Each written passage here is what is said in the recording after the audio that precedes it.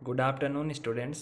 Last lecture में हमने बात की थी फोटोन के बारे में। जो इसका नेक्स्ट टॉपिक है वो है ड्यूल नेचर ऑफ लाइट, प्रकाश की द्वैत प्रकृति।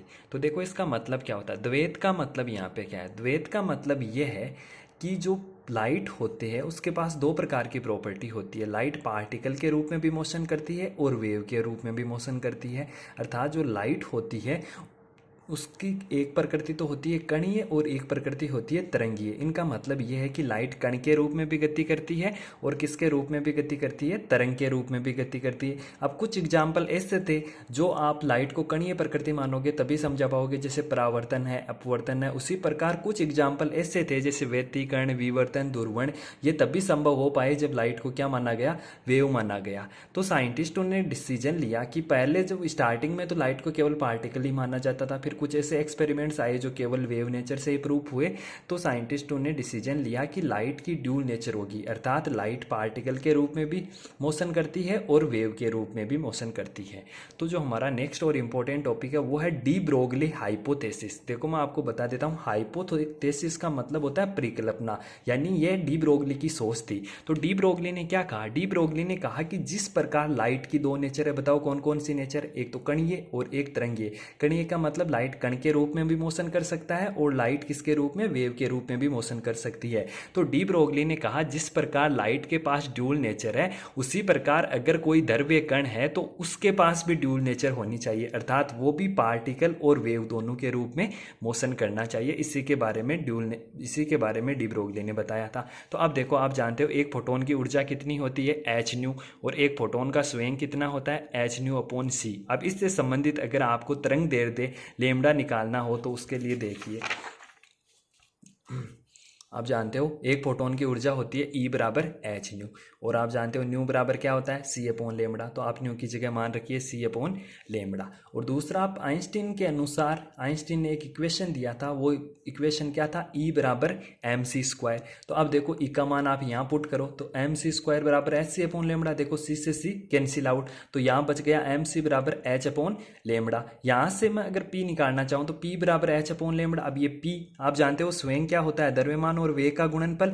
और आपको पता है जो फोटोन का वेग होता है वो किसके बराबर होता है, प्रकाश के वेग के तुल्य। तो यहाँ जो एम सी था इसकी जगह आपने क्या रख दिया, पी पुट कर दिया। तो पी बराबर एच अपॉन लेमडा। यहाँ से अगर मैं लेमडा निकालना चाहूँ तो पी का पक्षांतरण कर दो, तो लेमडा बराबर आ जाएगा एच अपॉन पी बराबर एच अपॉन एम वी। अब कभी कभार इस लेमडा को गतिज ऊर्जा के पदों में भी पूछा जा सकता है। तो आप जानते हो गतिज ऊर्जा का फॉर्मूला क्या होता है, हाफ एम वी स्क्वायर। अब देखो मैं इसको ऊपर नीचे एम से मल्टीप्लाई कर रहा हूँ तो ऊपर आ गया M square V square upon M. तो यहाँ से देखो एम वी, अगर मैं एम स्क्वायर वी स्क्वायर करूँ तो ये क्या बन जाएगा, पी स्क्वायर। तो के ई बराबर क्या जाएगा, P square upon two M. अब यहाँ से पी स्क्वायर निकालोगे तो टू एम का क्या कर दोगे, पक्षांतरण। तो देखो पी का मान क्या क्या जाएगा, under root two M K E. अब देखो इक्वेशन 3 और 4, ये रही इक्वेशन 3 और ये रही इक्वेशन 4। तो लेमडा बराबर क्या होता है, एच अपॉन पी। तो लेमडा बराबर एच, पी की जगह आपने क्या रख दिया, under root two M K E. अब देखो इसका जो सेकंड क्वेश्चन था वो क्या था कि इलेक्ट्रॉन, प्रोटॉन व अल्फा पार्टिकल की डी ब्रोगली तरंग दैर्ध्य ज्ञात करने के लिए सूत्र स्थापित करो।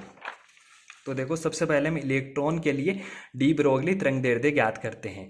यदि इलेक्ट्रॉन को वी विभवांतर से त्वरित हो तो उसकी जो गतिज ऊर्जा होती है उसका फॉर्मूला होता है के ई बराबर ई इंटू वी।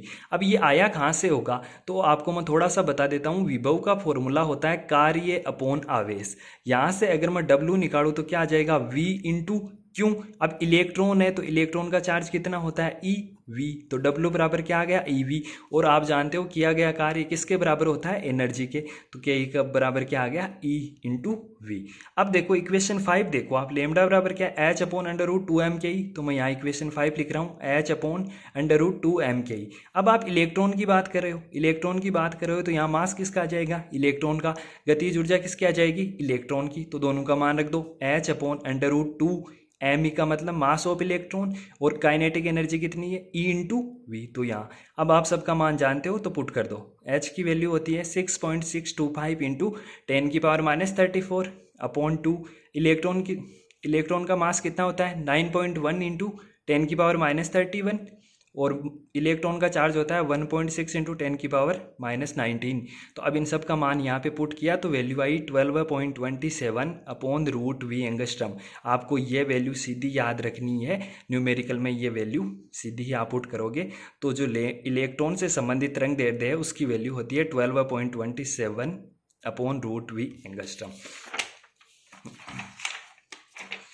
अब उसी प्रकार अगर मैं प्रोटॉन के लिए निकालना चाहूँ तो प्रोटॉन के लिए भी गतिज ऊर्जा का मान तो क्या होगा, सेम ही होगा, E इंटू वी। अब लेमडा बराबर फॉर्मूला होता है H/√2m/ke।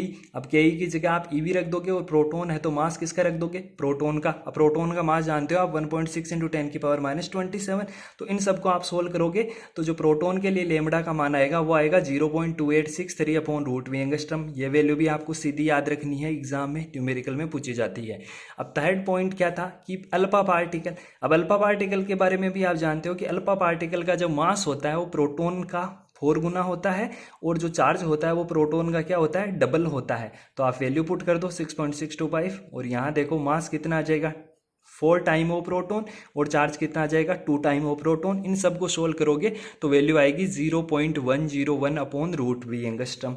अब देखो कभी कभार एग्जाम में एक एक्स्ट्रा क्वेश्चन भी पूछा जा सकता है, जैसे ऐसे भी पूछा जा सकता है कि अनावेशित कणों, न्यूट्रॉन एवं गैस कणों के लिए आप बताइए लेमडा की वैल्यू। तो जो भी न्यूट्रॉन है और गैस कण है उनके लिए जो काइनेटिक एनर्जी का मान होता है वो होता है 3/2 kT। तो अब देखो फॉर्मूला, अगर मैं न्यूट्रॉन की बात करूँ तो H/√2m/ke।